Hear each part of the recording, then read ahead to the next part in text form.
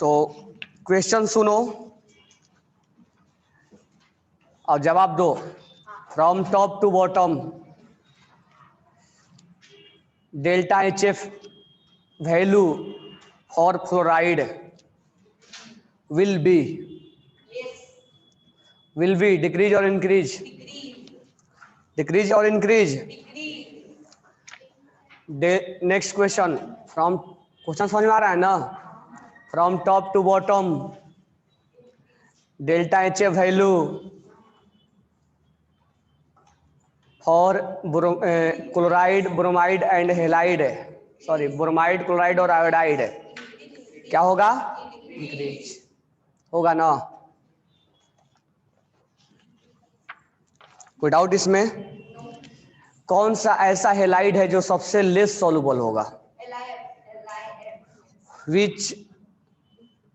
Which halide are very very less soluble? क्यों lithium fluoride होता है? लाइटिस एनर्जी ज्यादा होता है। कल लिखवाए थे बात। चलो नेक्स्ट पेज पे आओ, 112 पे।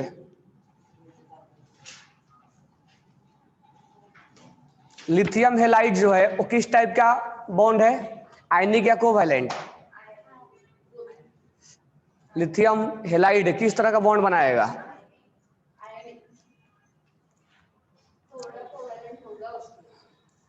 लिथियम और बेरिलियम कोवैलेंट बॉन्ड बनाते हैं। लिथियम और बेरिलियम कौन सा बॉन्ड बनाते हैं? तो कोवैलेंट जो बॉन्ड बनाता है वो ऑर्गेनिक सॉल्वेंट में डिसॉल्व होता है। कोवैलेंट बॉन्ड जो बनाता है वो किस में डिसॉल्व होता है? ठीक है, तो राइट डाउन करो next point.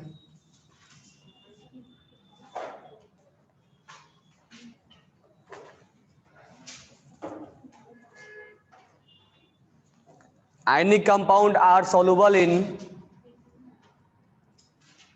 ionic compound are soluble in ionic compound are soluble in ionic compound are soluble in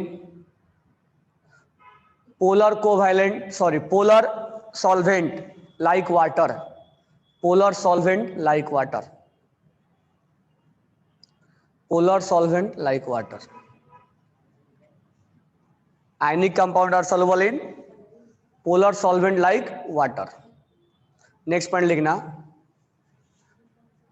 covalent compound are dissolved in organic solvent. Covalent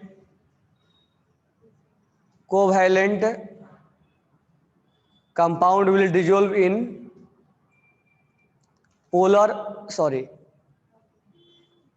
organic solvent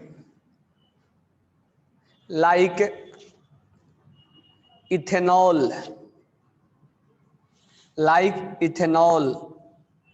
acetone,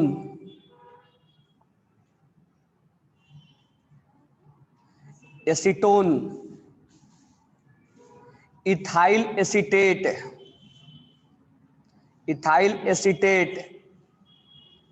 and pyridine, page number 112 में लिखा हुआ है। Ethanol, acetone, ethanol. Ethanol का formula क्या होगा? C2H5OH। Next क्या है? Acetone. Acetone का फॉर्मूला क्या होगा? CH3C double bond O CH3। This one is acetone. Next है इथाइल एसीटेट।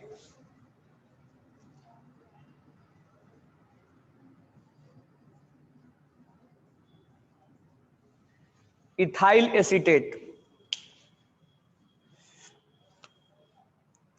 कॉमन नेम है, ethyl acetate.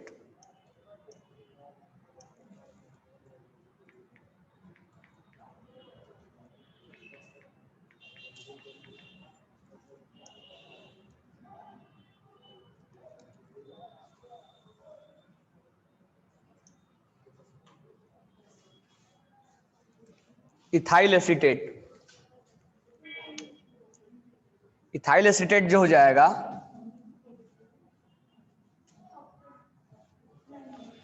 This one is ethyl acetate. इसको हम ऐसे भी लिख सकते हैं, इसके बदले हम लिख दे CH3 और यहाँ कार्बन है,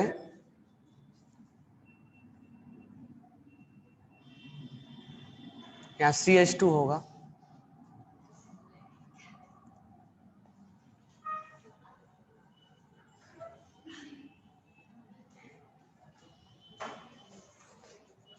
इसके बदले ये कार्बन है, इसको बोलते हैं इथाइल एसीटेट। ये एसीटोन है, सॉरी ये ईस्टर है, ईस्टर इथाइल एसीटेट। नेक्स्ट क्या है? पिरिडीन। पिरिडीन, पिरिडीन का स्ट्रक्चर हो जाता है ऐसे, यहाँ नाइट्रोजन होता है, double single double single double, this one is pyridine.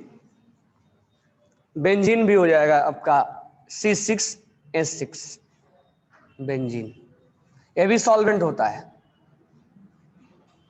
ये भी सॉल्वेंट होगा। तो इथेनॉल में, एसीटोन में, इथाइल एसीटेट में, पिरिडीन में या बेंजीन में, ये सब क्या है? ऑर्गेनिक सॉल्वेंट है। मतलब सॉल्वेंट तो है, वाटर भी सॉल्वेंट है, लेकिन this one is A also organic solvent. और ऑर्गेनिक सॉल्वेंट में क्या होगा? कोवैलेंट कंपाउंड क्या होंगे? डिजोल्व होते हैं। और आयनिक किस में डिजोल्व होते हैं? पोलर में, लाइक वाटर। ठीक है, तो लिथियम हेलाइड किस टाइप का बॉन्ड बनाएगा? कोवैलेंट। तो हम नीचे पॉइंट डाल के लिखेंगे, लिथियम हेलाइड,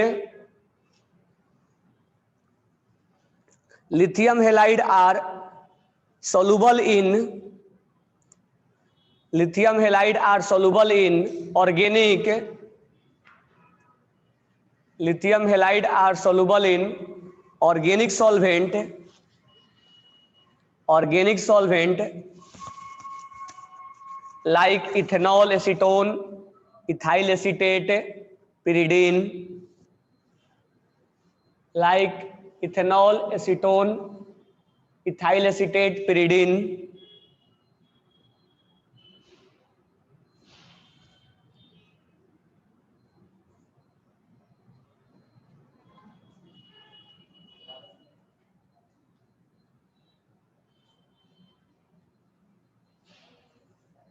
क्लियर है?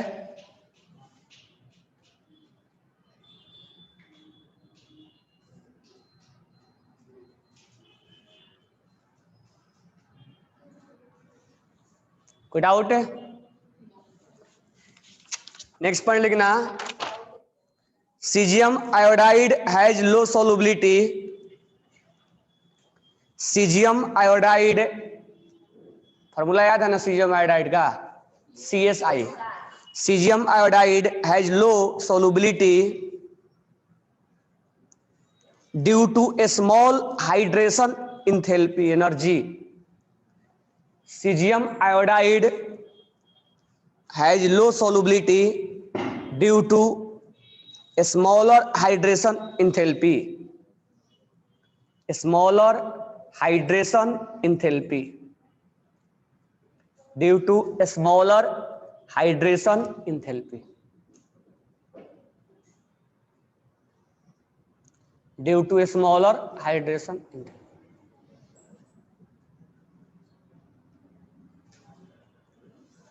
सीजियम का साइज ज्यादा है ना, इसका हाइड्रेशन एनर्जी क्या होता है? कम होगा, तो इसलिए जल्दी से सोलुबल नहीं होता। क्लियर है ये? तो मैं कुछ क्वेश्चन पूछ रहा हूं, वो बताना। क्या अल्कली मेटल लिक्विड अमोनिया के अंदर डिजोल्व होता है? अल्कली मेटल लिक्विड अमोनिया के अंदर डिजोल्व होता है?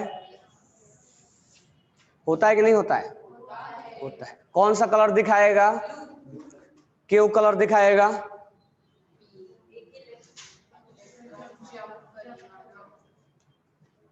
क्यों कलर दिखाएगा? पैरामैग्नेटिक अमोनिएटेड इलेक्ट्रॉन्स की वजह से। वो इलेक्ट्रॉन्स क्या है? अनपेयर्ड है। कोई डाउट नहीं है ना? सर अगर कंपैरिजन होगा लिथियम आयोडाइड और caesium iodide, caesium iodide, lithium नहीं, लिथियम आयोडाइड ज्यादा हो जाएगा, लिथियम आयोडाइड ज्यादा हो जाएगा, क्योंकि सीजियम आयोडाइड का सॉल्युबिलिटी जो है वो हाइड्रेशन एनर्जी बहुत कम होता है, इसकी वजह से जल्दी सॉल्युबल नहीं होगा। अभी बताओ ऑक्साइड को और पर ऑक्साइड को और सुपर ऑक्साइड को जब हम पानी में डिजोल्व करते हैं तो क्या क्या बनता है तीनों को? when oxide, peroxide and superoxide when dissolved in water then it form metal hydroxide बनाएगा तीनों, और आगे बताओ क्या क्या बनाएगा? पेरोक्साइड क्या बनाएगा, देख के बता रहे हो क्या? पेरोक्साइड क्या बनाएगा? हाइड्रोक्साइड हाइड्रोक्साइड तो सब बनाता है। और क्या बनाएगा? हाँ, H2O2 बनाएगा, हाइड्रोजन पेरोक्साइड। और याद है? और सुपर ऑक्साइड क्या बनाएगा? मेटल के हाइड्रोक्साइड बनाएगा, उसके अलावा H2O2 बनाएगा, और क्या बनाएगा? O2 गैस बनाएगा। याद है कि भूल गए?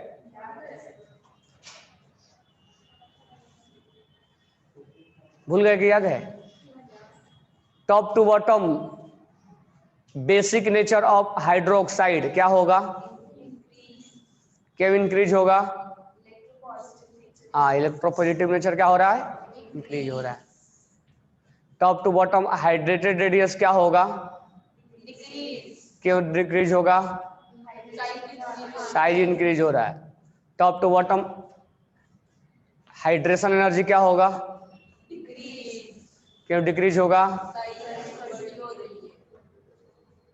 समझ में आ गया ना? तो reaction with halogen, liquid ammonia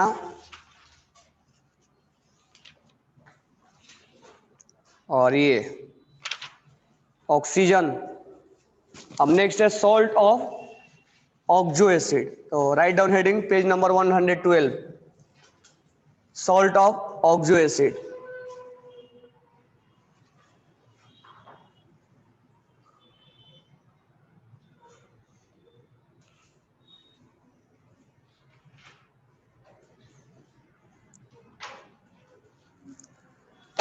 Write down salt of oxo acid.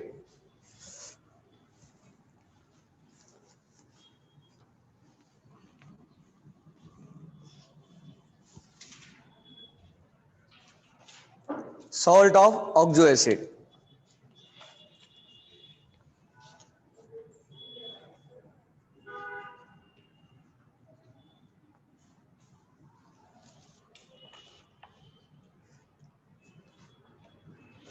अब देखो सॉल्ट ऑफ ऑक्सो एसिड क्या है। जैसे मान लो हमने बात किया लिथियम कार्बोनेट, तो this one is a salt. Lithium sulphate, lithium nitrate, lithium phosphate, ये जितने भी कार्बोनेट, सल्फेट, नाइट्रेट हैं वो सब किस नाम से जाने जाएंगे? ऑक्सो सॉल्ट के नाम से जानेंगे। किस नाम से जानेंगे? ऑक्सो। चाहे वो कार्बोनेट हो, चाहे वो सल्फेट हो, चाहे नाइट्रेट हो, चाहे फॉस्फेट हो, ये सब के सब किस नाम से जाना जाएगा? ऑक्सो एसिड के नाम से जाना जाएगा, सॉल्ट ऑफ ऑक्सो एसिड। अब एक्चुअली कैसे बना होगा? अब देखो लिथियम हाइड्रोक्साइड, लिथियम छोड़ो सोडियम लेते हैं, जैसे sodium carbonate, sodium sulphate, sodium nitrate और sodium phosphate, this one is a salt. ये कैसे सॉल्ट कैसे बनता है? एसिड प्लस बेस क्या बनेगा? सॉल्ट बनेगा। अब मान लो हमने एसिड लिया, इसमें carbonic acid H2CO3 carbonic acid लिया, और बेस में हमने लिया NaOH। तो दिस वन इज बेस और दिस वन इज एसिड। तो ये यहां पर H2CO3 और NaOH रिएक्शन करेगा तो क्या बनेगा, Na पे प्लस और OH पे, और H2CO3 CO3 पे क्या होगा और हाइड्रोजन पे क्या होगा, तो ये इसके साथ कंबाइंड होगा, प्लस और माइनस कंबाइंड होगा तो क्या बनेगा, Na2CO3 प्लस क्या बनेगा, वाटर। एसिड और बेस रिएक्शन करता है, सॉल्ट प्लस क्या बनता है ना। तो when acid react with base then it form salt, carbonate, और ये हम उसको बोलते हैं ऑक्जो, ये salt of oxo acid, this one is salt of oxo acid, this one is salt of oxo acid. अगर मान लो हमने कार्बोनिक एसिड की जगह पे हमने H2SO4 लिया, सल्फ्यूरिक एसिड लिया, और हमने यहां पर बेस ले लिया NaOH, बताओ प्रोडक्ट क्या बनेगा, Na2SO4, sodium sulphate plus water. तो दिस वन इज सॉल्ट, किसका सॉल्ट बोलेंगे, ऑक्जो एसिड का। एसिड कौन है, नाम क्या है इसका, HNO3 का नाम क्या है, nitric acid. Nitric acid react with sodium hydroxide then it form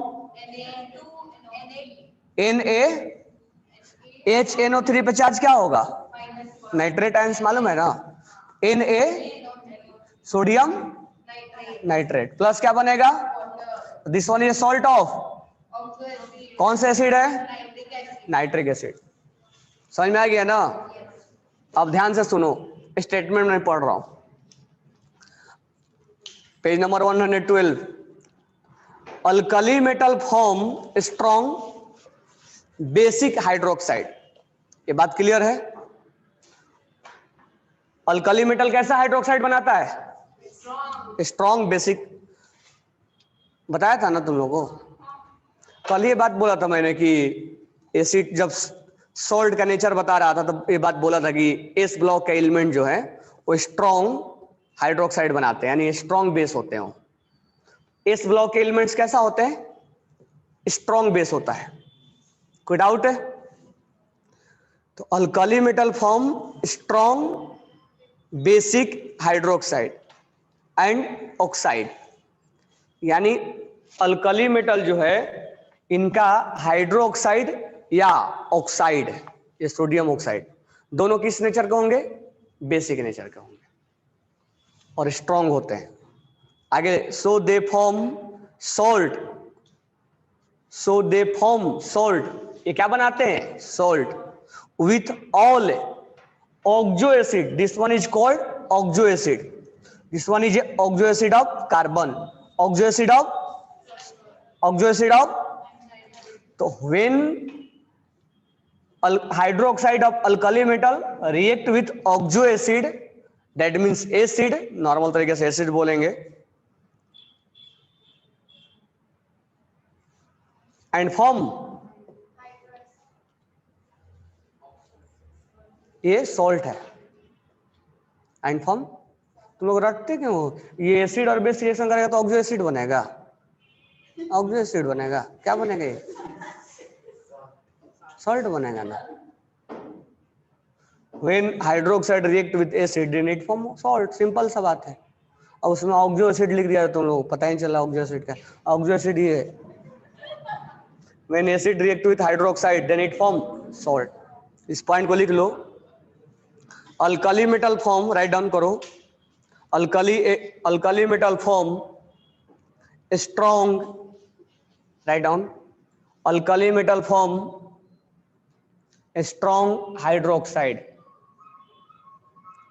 alkali metal form strong hydroxide, strong basic hydroxide,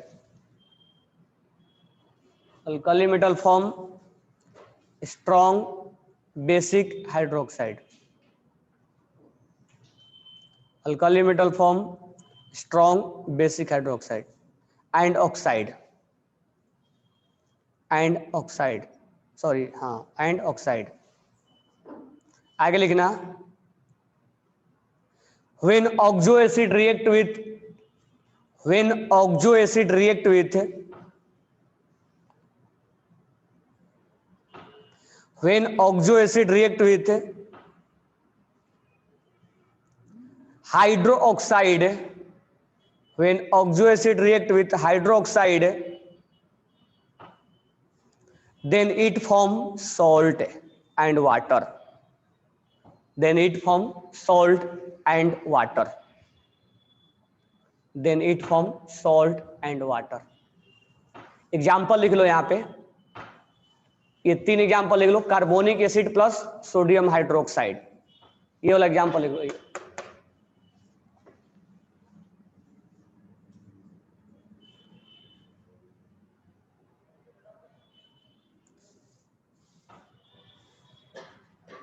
लिख लिए एग्जाम्पल है लिख लिए तो when carbonic acid react with sodium hydroxide क्या बनेगा सोडियम कार्बोनेट और ये सोडियम कार्बोनेट यहां सॉल्ट बोलेंगे बराबर है आगे लिखना ये लिख लिए सॉल्ट तू एग्जाम्पल लिखे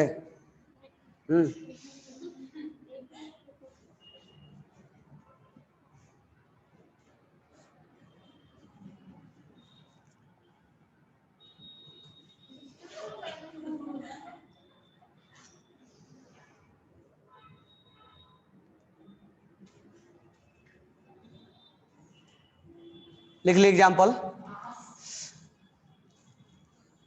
नेक्स्ट पॉइंट लिखना the salt like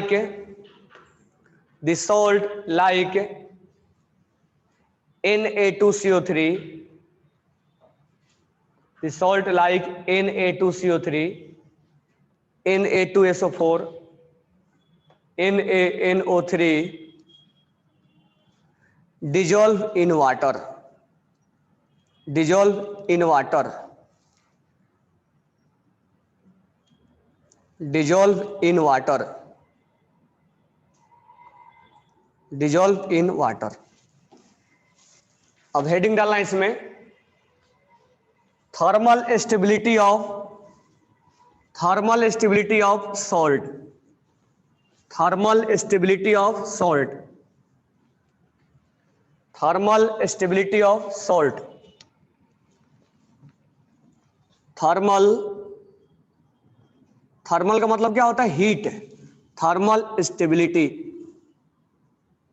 stability of salt अब देखो मैं यहां सॉल्ट लिख रहा हूं पहला लिखूंगा कार्बोनेट का सॉल्ट कार्बोनेट सॉल्ट कैसा होगा CO3-2 कार्बोनेट आयंस का होगा लिथियम कार्बोनेट Li2CO3 ठीक है sodium carbonate potassium carbonate rubidium carbonate और सीजियम कार्बोनेट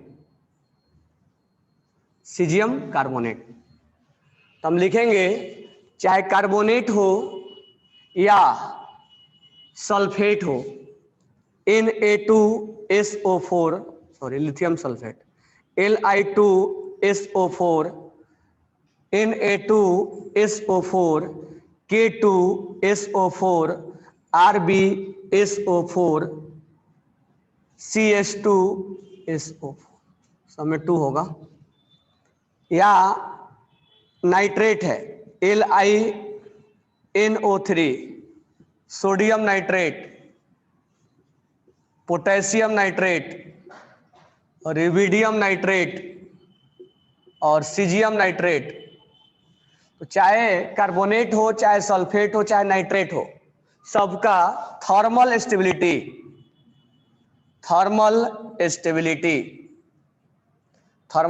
का मतलब होता है कि हम हीट करें तो जल्दी ये ब्रेक ना हो तो थर्मल स्टेबिलिटी जो होगा वो टॉप टू बॉटम क्या होगा टॉप टू बॉटम इंक्रीज होगा यानी इसके अंदर जो बॉन्ड है इनके बीच का आयनिक बॉन्ड है ना इस सीजियम और कार्बोनेट के बीच में कौन सा बॉन्ड है कौन सा बॉन्ड बना है? सीजियम और कार्बोनेट आयनिक बॉन्ड बना है। सीजियम पे चार्ज क्या होता है और कार्बोनेट पे -2, CO3 -2, क्रॉस मल्टीप्लाई करोगे तो क्या बनेगा? फॉर्मूला क्या बनेगा? CH2। तो दोनों के बीच में कौन सा बॉन्ड है? Ionic bond. तो top to bottom thermal stability क्या होगा? इंक्रीज। तो मुझे बताओ टॉप टू बॉटम इनके बीच में आयनिक बॉन्ड क्या होगा? सीजियम कार्बोनेट ज्यादा आयनिक बनाएगा या लिथियम कार्बोनेट ज्यादा आयनिक बनाएगा या सीजियम कार्बोनेट ज्यादा आयनिक बनाएगा? कौन ज्यादा आयनिक बनाएगा? Caesium carbonate. Top to bottom ionic बढ़ता है तो हम बोलेंगे, कोई पूछेगा कि thermal stability top to bottom increase क्यों होता है, तो हम ये बोलेंगे कि इनका आयनिक कैरेक्टर इंक्रीज हो रहा है, यानी बॉन्ड क्या होता जा रहा है? बॉन्ड स्ट्रांग होता जा रहा है, इसलिए इसको जल्दी हिट करेंगे तो जल्दी ब्रेक नहीं होगा। तो हम लिखेंगे कि ionic bond strength, ionic bond strength will increase. तो पहले समझो इसको। अगर हम टॉप टू बॉटम कार्बोनेट के बारे में बात करें या सल्फेट के बारे में बात करें, टॉप टू बॉटम अगर हम यहां NO3 हो, टॉप टू बॉटम अगर हम कार्बोनेट के बारे में बात करें या सल्फेट के बारे में या नाइट्रेट के बारे में, इनके बीच में आयनिक बॉन्ड क्या होगा? स्ट्रांग होगा। जब आयनिक बॉन्ड स्ट्रांग होगा तो थर्मल स्टेबिलिटी क्या होगा? क्या होगा? क्यों स्ट्रांग होगा? बॉन्ड इंक्रीज हो रहा है। मान लो इनके बीच में बॉन्ड बना हुआ है, ये बॉन्ड बना रहे हैं और ये बॉन्ड का जो स्ट्रेंथ हो बढ़ता चला जा रहा है, तो अब वीक वाला जल्दी टूटेगा कि स्ट्रांग वाला जल्दी टूटेगा? वीक वाला जल्दी टूटेगा ना। तो इसमें स्ट्रांग है कि इसमें स्ट्रांग है? इसमें स्ट्रांग है, इसका मतलब इसका जल्दी बॉन्ड टूटेगा नहीं, इसका मतलब इसके अंदर थर्मल स्टेबिलिटी क्या है? यानी आयनिक बॉन्ड जिसमें ज्यादा होगा उसमें थर्मल स्टेबिलिटी क्या होगा?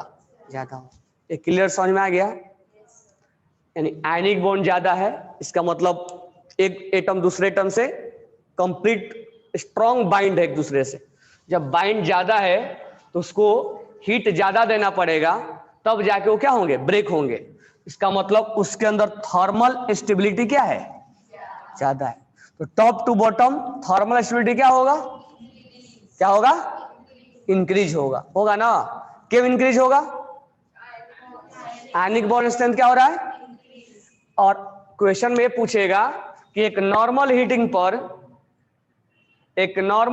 पर ये लिथियम कार्बोनेट को अगर हीट कर दिया जाए तो हम ये लिखेंगे कि lithium carbonate will be decompose eight normal temperature. Decompose होने के लिए तो ये भी हो जाएगा, लेकिन बहुत ज्यादा टेम्परेचर चाहिए। एक नॉर्मल टेम्परेचर पे क्या हो जाएगा? डिकम्पोज हो जाएगा। तो हम लिखेंगे कि Li2CO3 इज डिकम्पोज, इजली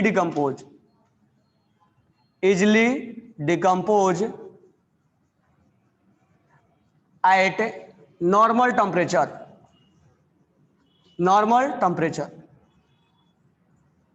और नॉर्मल टेम्परेचर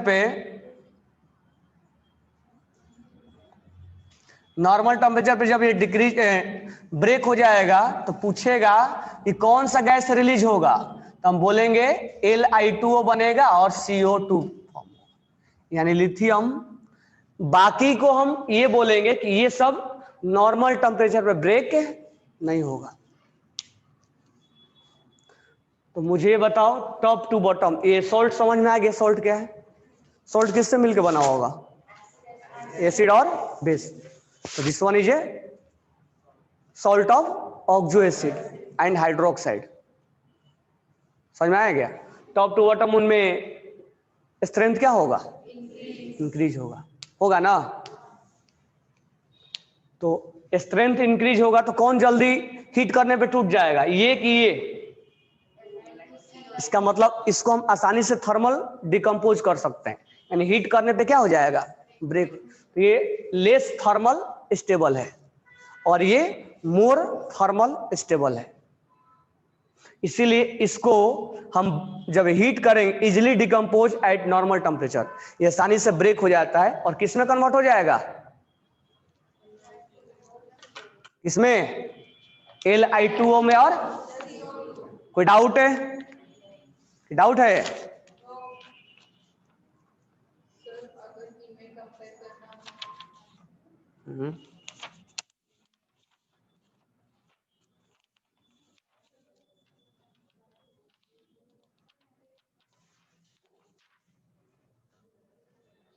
किसमें बोल रहे हो?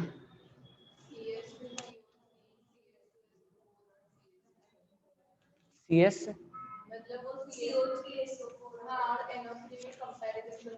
कंपेयर कैसे होता है, हमेशा सिमिलर चीजों में होता है, समझ में आया क्या?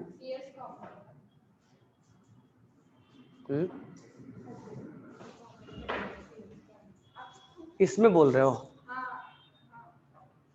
ये कॉमन नहीं है, इसमें ऐसे नहीं होगा, ये सल्फेट होगा, इसमें ये कॉमन आयनाइन कॉमन होना चाहिए, इस पे हम डिफरेंशिएट नहीं कर पाए। तो स्टेटमेंट पढ़ो क्या लिखा हुआ है, स्टेटमेंट पढ़ो। They are generally soluble in water, समझ में आ गया कि जो सॉल्ट है वो क्या होंगे, सॉल्युबल होंगे वाटर में। Oxide solubility increase from top to bottom, इनका सॉल्युबिलिटी क्या होगा, इंक्रीज होगा, ठीक है। नीचे लिखा हुआ है they are thermal stable, thermal stability from top to bottom increase, लिखा है ना। Thermal stability top to bottom क्या होगा, Li2CO3 डिकम्पोज रेडियली, मतलब आसानी से Li2O को क्या किया जा सकता है, डिकम्पोज किया जा सकता है, और after decomposition it form Li2O plus CO2।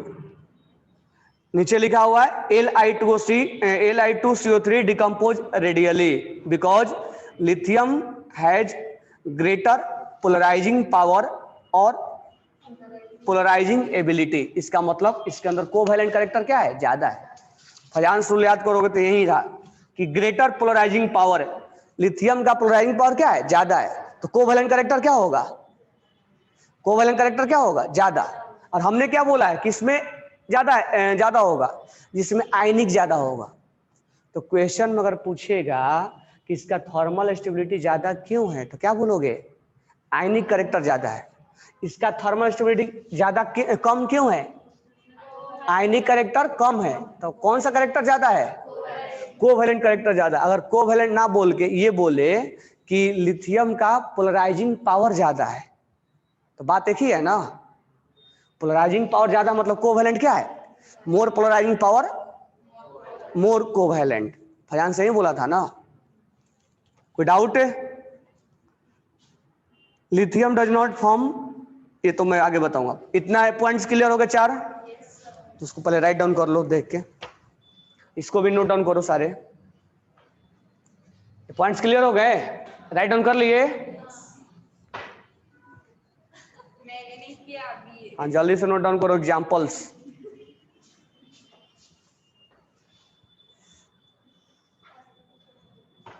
कोई डाउट है तो बोलो इसमें, कोई डाउट कंफ्यूजन?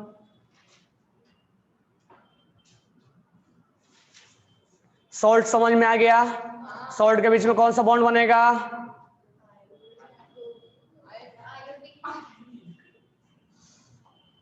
सॉल्ट के बीच में कौन सा बॉन्ड बनेगा, आयनिक। आयनिक टॉप टू बॉटम क्या होगा, ये सब लिखो।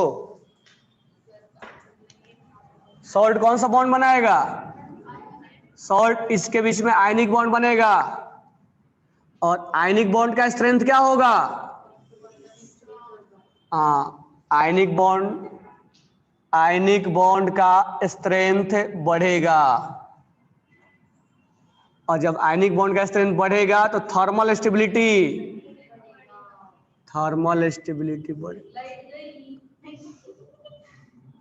तुम नहीं गए ना, ये लिखो पॉइंट समराइज करके।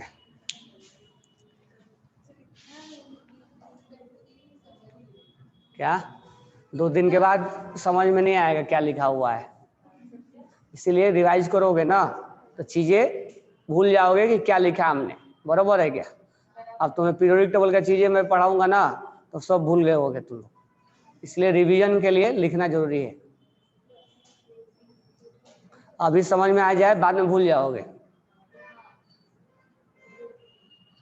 जब 1-2 बार रिवीजन हो जाएगा ना तब कम भूलो। जल्दी लिखो। हाँ मतलब तुम लोग घर पर रहते तो नहीं लिखते ना, क्या क्या लिखो तो क्लास ऑफलाइन चलेगा उसके बाद मालूम चलेगा ना।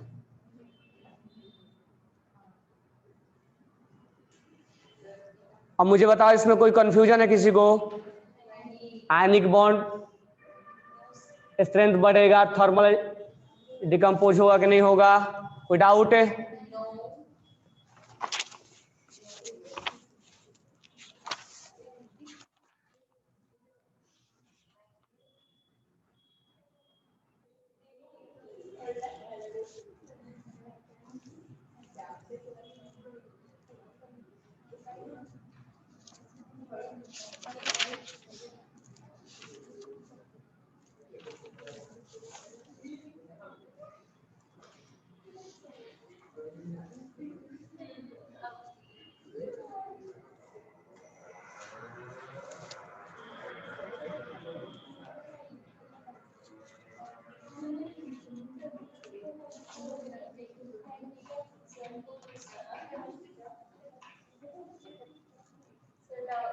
अब बोलो।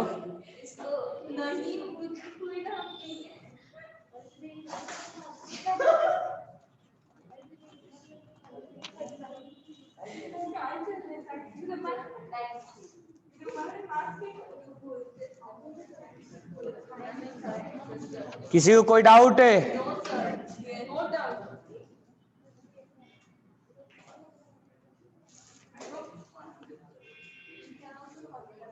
चलो पेज नंबर 119 ओपन करो, page number 119, page number 119, question number 4, question number 4 पढ़ो।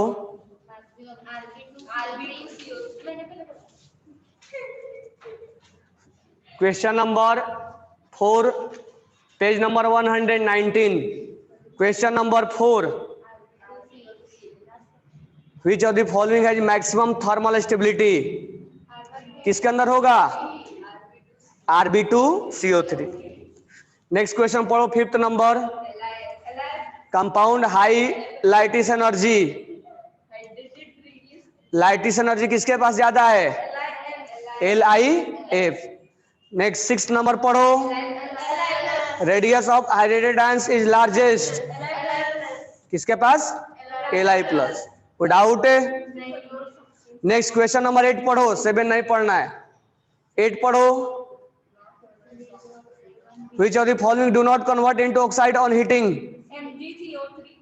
Mg नहीं, कैल्शियम कार्बोनेट। और K2CO3 आंसर क्या दिया इसका?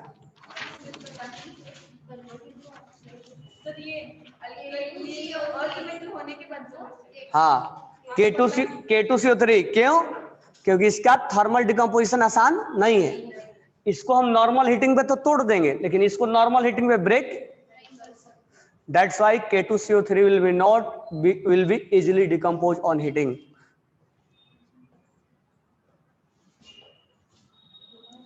कोई डाउट है? क्वेश्चन नंबर 10 पढ़ो, 9 बाद में पढ़ेंगे, पढ़ लिए क्या? हाँ, smaller size the ions, greater degree of, आसान है ना? क्वेश्चन नंबर 10 पढ़ो, the compound which is coloured and paramagnetic due to presence of unpaired electron, कौन होता है? ऑक्साइड, पर ऑक्साइड या सुपर ऑक्साइड? केवल आसान वाला पढ़ते हो, 10 नंबर पढ़ो और आंसर करो जल्दी से। सुपर ऑक्साइड, सुपर ऑक्साइड का फॉर्मूला O2, O2 तो ऑक्सीजन को बोलते हैं, KO2 सुपर ऑक्साइड है। KO2 सुपर ऑक्साइड केवल बताओ मेरे को। हाँ तो केवल सुपर ऑक्साइड का फॉर्मूला बताओ मेरे को। KO2 का मतलब होता है पोटेशियम सुपर ऑक्साइड, मुझे केवल सुपर ऑक्साइड का फॉर्मूला चाहिए। O2 माइनस,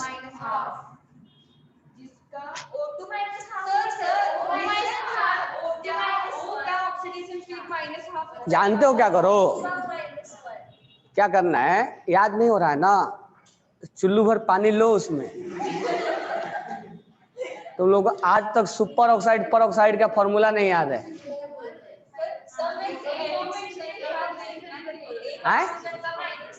हाँ, मैं दोनों ऑक्सीजन का पूछ रहा हूं। तुम लोग बोल रहे हो ना KO2, तो O2 पे चार्ज क्या होगा? और ये क्या है? Super oxide. पर ऑक्साइड क्या होगा? किसके पास अनपेयर्ड इलेक्ट्रॉन होता है? इसके पास टोटल 18 इलेक्ट्रॉन है। ये मालूम है कि नहीं तुम लोग को? 18 इलेक्ट्रॉन है इसके पास। कैसे 18 है बताओ? ऑक्सीजन 16 होता है, हाँ 2 गेन कर लिया, 18 पे पेयर्ड इलेक्ट्रॉन होगा और 17 पे क्या होगा? तो किसके पास अनपेयर्ड है? वो क्या है? ये क्या है? Super oxide. कौन कलर दिखाएगा? कौन पैरामैग्नेटिक है? तो आंसर क्या होगा? तो इसमें सुपर ऑक्साइड कौन है?